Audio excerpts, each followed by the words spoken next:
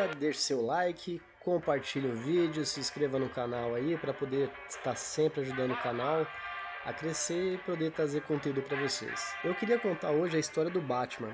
Na esteira aí que essa semana vai estrear o novo filme do Batman, né? O The Batman, o The Batman. E eu gostaria de contar um pouquinho sobre a curiosidade da criação do personagem. Conforme o Super-Homem fez um imenso sucesso em 1938 e começou a vender muito, a editora que viria a ser a DC Comics no futuro, encomendou um novo personagem. E ele encomendou para o Bill Finger. A editora comentou por Bill Finger. Hoje se sabe que o Bob Kane hoje se sabe e foi credenciado como criador do Batman também, só que no começo da criação dele era só aparecia como criador o Bill Finger. Se sabe que o Bob Kane colocou muitas coisas no personagem e ajudou a criar bastante das coisas do personagem. O personagem, por mais que muita gente não pensou nisso até hoje, ele foi uma cópia, bem dizer assim, do Zorro. O Bill Finger adorava o Zorro. Ele cresceu assistindo o Zorro. E ele adaptou a história do Zorro para uma nova história de um super-herói. O Zorro é uma pessoa rica que mora em Los Angeles, que tem a caverna dele que ele desce, onde ele se veste de preto, onde ele sai com o seu cavalo preto e tem o seu ajudante, o Tonto. Você pode ver que são características que ele vai colocar no Batman. Um homem rico, que tem uma caverna, que tem o seu esconderijo, a Batcaverna no caso, o seu Batmóvel, e que tem o seu ajudante, no caso Robin, e ele também tem o seu mordomo, o Zorro tem um mordomo que ajuda ele nas coisas, e ele tem o Alfred. São coisas assim que muita gente, apesar dos dois personagens serem muito populares na cultura pop, muitas pessoas não fazem associação de um com o outro, e a associação é exatamente essa. Bill Finger era apaixonado pela história do Zorro quando era criança. Ele se baseou em outro personagem também, que já ganhou filme também, o Sombra. Esse personagem já ganhou até um filme na década de 90, vai passar aí as imagens. Ele foi os dois filmes que se adaptou. Ele fazendo essa adaptação, ele fez um contraponto dos heróis que estavam aparecendo, que eram muito na esteira do Super-Homem. Por exemplo, o Capitão América, o Shazam, o Capitão Marvel, a Mulher Maravilha, que tinha o diferencial de ser mulher. Ele fez um herói sombrio. Esse foi um contraponto que ele usou para tentar fazer alguma coisa diferente.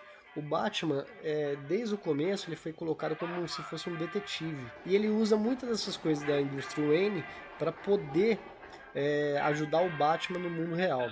O Batman acabou pegando bem os fãs, assim, que gostaram dessa coisa do contraponto, dele ser uma escuridão em contraponto à luz do Super-Homem. E os fãs começaram a ter um nicho próprio e chegar até certo ponto ser o herói mais popular da DC em alguns momentos. Nos anos 60, o Batman ele foi muito associado à série de TV com Adam West, que pegou um tom cômico.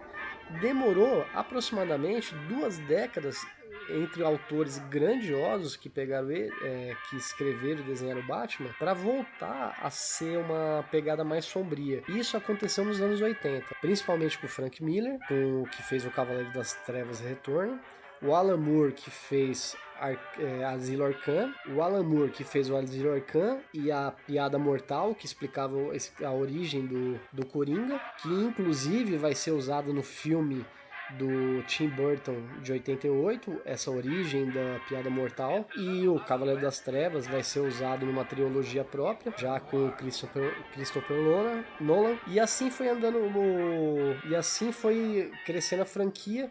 Quase todos os autores conhecidos já escreveram ou desenharam o Batman, sendo os mais conhecidos, né? Acho que a série O Cavaleiro das Trevas, o Frank Miller, que acabou ficando para a história dos quadrinhos, né?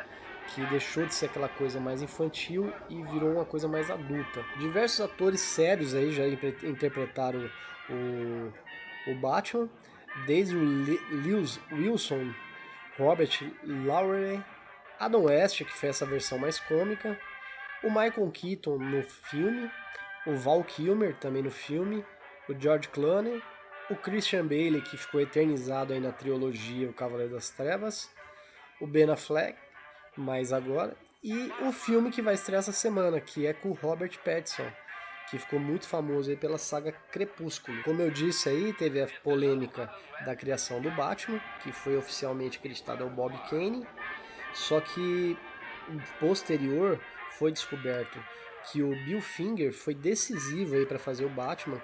Ele colocou, por exemplo, a capa, a roupa negra e a máscara que meio que definiu que era o Batman, principalmente os olhos aí sem a pupila, que era uma imitação do fantasma. O Batman, como contraponto aí, ele tem vários inimigos que eu vou citar um pouco, mas como contraponto dele tem o Coringa. O Coringa ele não tem uma moral que o Batman tem, de fazer sempre o certo, de não ultrapassar certas linhas. O Coringa não tem isso. E o Coringa ele ficou memorável porque ele foi, talvez, nas atuações de cinema, ele foi muito mais prestigiado em prêmios do que os próprios atores que fizeram o Batman.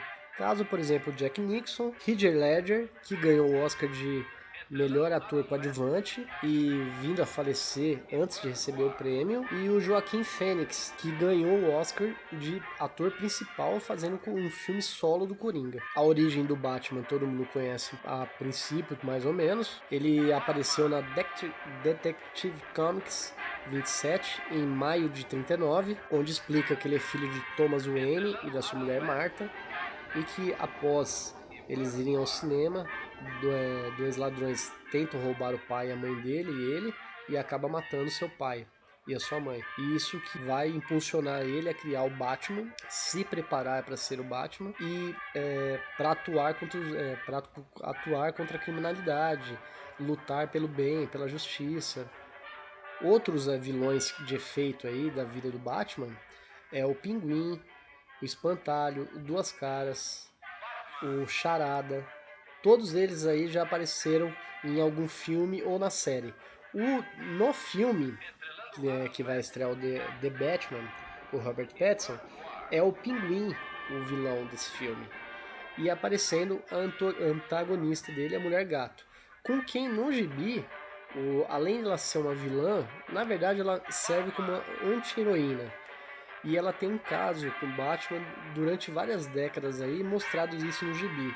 Tem em alguns arcos até mostrado que eles têm um filho ou uma filha, se chamava Helena Wayne. Tem o Side Boy mais conhecido das histórias dos quadrinhos, que é o Robin, e o primeiro Robin, Jason Todd, evoluindo para o herói Asa Noturna e tendo sua própria revista, sua própria luz aí, e seus próprios desenhos animados, junto com os Novos Titãs. E é isso aí. Eu queria contar principalmente esse arco sobre essa ligação do Batman com o Zorro e com o Sombra, que é muito maior assim a influência deles na criação.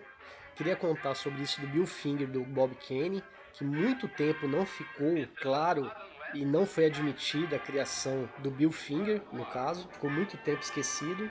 E é isso mesmo, as histórias em quadrinhos é mais de 80 anos, você vai ter que procurar saber. As minhas preferidas são O Cavaleiro das Trevas Ressurge, do Frank Miller, é demais.